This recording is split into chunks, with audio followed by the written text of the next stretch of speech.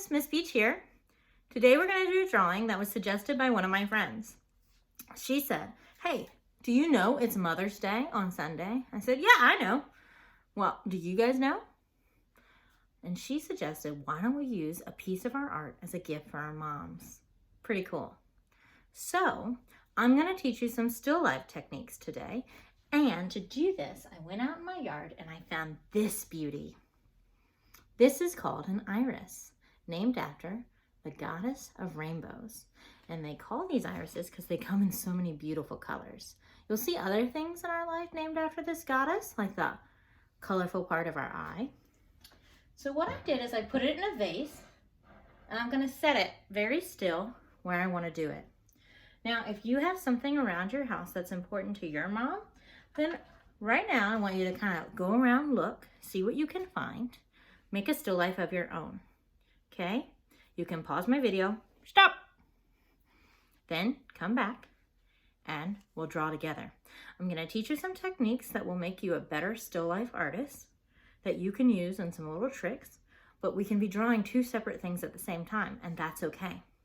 Now, if you would rather draw the same thing I'm drawing, you can. It's kind of like still life training wheels, that's fine. But warning, drawing an iris is a really difficult flower. It's got a lot of curvy, wavy lines, so it could be kind of frustrating. If you find yourself getting to that point, work through it and work with it, or you can try a different thing in your house that's important to your mom, but still use some of the same ideas that I'm bringing to you today, okay? Or if you want to even do like a whole bouquet of flowers on your paper, that's fine. I'm going to draw mine on this giant piece of paper. You can use a regular size one or even fold it in half and make a beautiful card. So before I start, I'm actually going to use my most important artist tool, my eyes. And I'm going to take my pen and just silently, well, I might have to talk through it because I'm teaching you how. But if you're doing it along with me, I want you to just trace the outside edges of your object. Now, if there's a really strong, important inside line, you can trace that too. Those lines are called our contour lines, those outside edges, if you want to sound like a pro. Okay?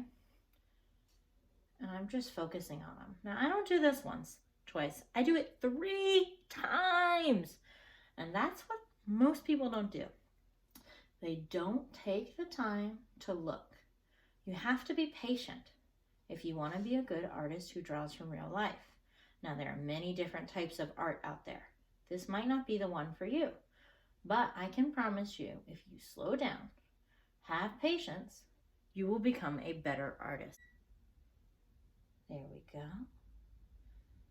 Very good. Okay, I've traced it 3 times now. What I'm gonna do is start with what I feel is one of the most important petals, okay? I'm not moving my still life once I've traced it, because that would become confusing for my brain. I'm gonna start with this side petal.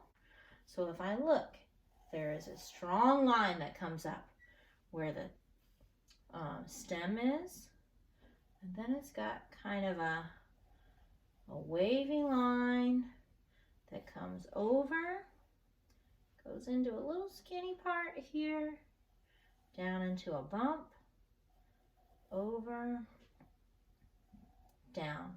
Hey kids, if you're finding this difficult, at the end I'll show you a simplified version of an iris. Coming back into a straight, that's that little bit that I can see the underneath of that petal. Bump, up, curve down, lovely, and then it's big bump, little bump, little bump, and a little bump.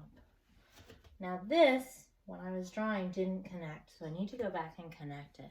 I know it looks very peculiar right now, and this isn't what our drawing's really gonna look like, because we're gonna go back in and add some details later. Yay! Now I'm gonna do some wavy lines that come out like little vines right there. Coming together nicely. And this comes down towards the stem. All right, time to do the other petal side. Now this one's a lot harder because I can see the underside and the top. And wouldn't you know, they're not perfectly exactly the same. Things in nature are like that. So what I'm going to do is I'm going to draw the rest of my stem here. And then I'm going to measure. So on this one, I could see that much. You see how I use my thumb by sliding it on my marker? I can see that much of that petal. This one, if I use my marker tip and I measure, it's about half that size. So there's the thickest part. So when I get over here, it's probably going to be much skinnier, which might look peculiar at first, but it will come together. So there's that stem part. These are very similar. Then it kind of comes up, about the same spot, down, around, down. Do you see my eyes? They're constantly going back and looking at the object in front of me.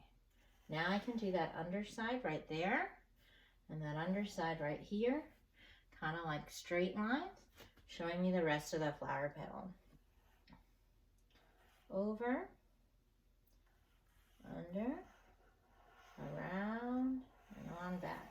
So I made this one a little wider than I intended to, but that's okay. I kind of like it that way. So in fact, I'm going to keep it.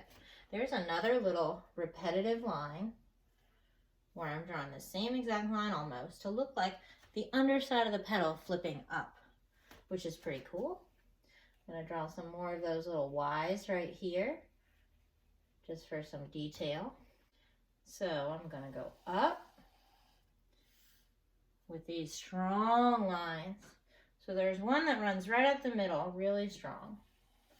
Then there's a couple beside it that aren't quite as strong. And then some that come right beside it that way. And they're a little bit different lengths, but that's okay. Now I'm going to draw the outside of this big front petal. So it kind of sits right here on top of that other petal. It's got some curves, comes up. See my head? Looking backwards and forwards. And I'm focusing on the contour line of this petal. Remember, that means the outside edges. It gets really crinkly under there. Okay, so now I've got some little divots in here where the petal kind of tucks in under itself a little bit. There we go. Okay, now I'm going to do that petal behind. Kind of just peeks out right there and then comes down and peeks out right there. Okay, and now this one's got another side petal, but I can see one kind of hiding underneath here that's really small. And then here, curved line, up and back down. And then this kind of comes out and in and back down. Okay. Now I got a little bit hiding underneath there and a little bit hiding under back here. That flower is really growing. I'm going to put another little bit right here just to show that other flower petal behind. And then I'll come down. It kind of gets really big right here because there's a bloom. And then it's kind of got this growth that goes beside it. So if you're doing yours and you find that this is way too hard, Miss Beach, because it's not simple shapes, at the end, I'm going to do another quick, simple video for a quicker, simple iris that I used to do when I was younger. Probably about your age. I've been drawing irises for a while because I just love them. Now I'm going to do the vase, which comes around. It's got a nice little glow of gold. And then down and off to the edge of the paper. It's okay if it falls off the edge of the paper. That looks more realistic. Okay, so I could get out more colors and have some fun. Like these little stamens that are sticking up right there. I could put some of those in. And I'm going to move my hand really fast right now because I don't want you to keep up. I just want you to see what I'm doing and do your own thing to yours. Whoop! Well, I won't use that color because I dropped it. Maybe a little gold here, sticking out the edge. I really want that color, so I'm going to go get it. Whoop! Back. Maybe a little light purple. Just to kind of show the differences happening on my iris here. And just to fill it out a little bit. Maybe put some veins in there.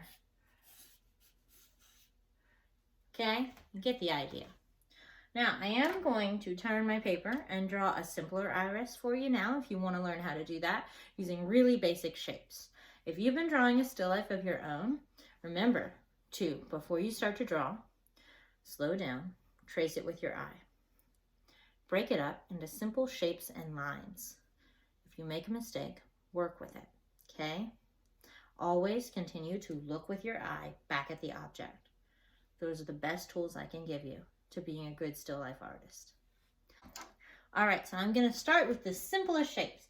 I'm still doing a still life, but I'm not doing it precisely like this one in front of me, okay? So what I'm gonna do is I'm gonna quickly trace it with my hand and say, well, what lines and shapes do I see? And I'm gonna start with 2 parallel lines.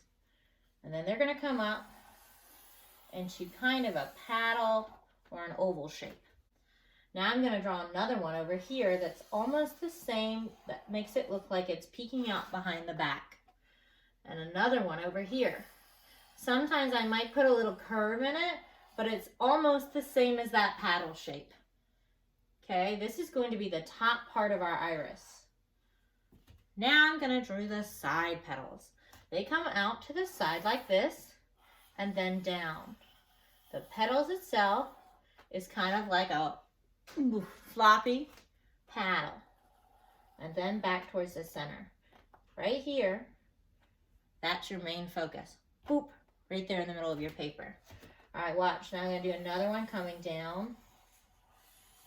Kind of wobbly there, gets skinny for the little petal neck. And then one more on the side here.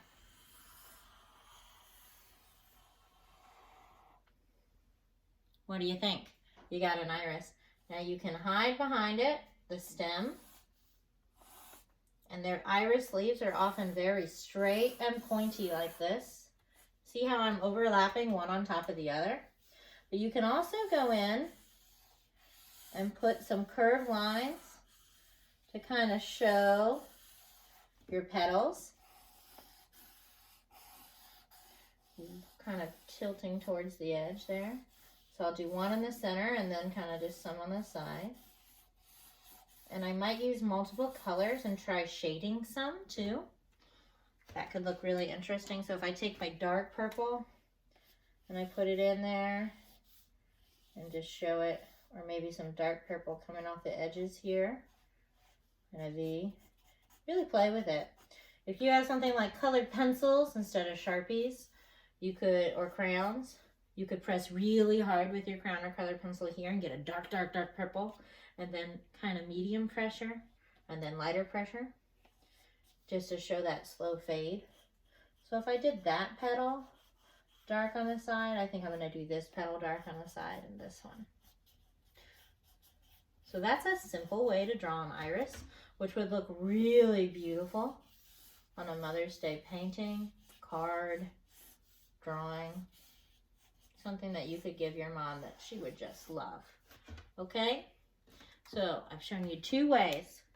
Here's the simplified way, which uses paddle shapes for your top petals, 3, and then 1 bump that shows the 4th behind. And then the same shape, but it goes straight and falls off like a waterfall. Straight, falls off like a waterfall. And this almost looks like a reflection in a pond.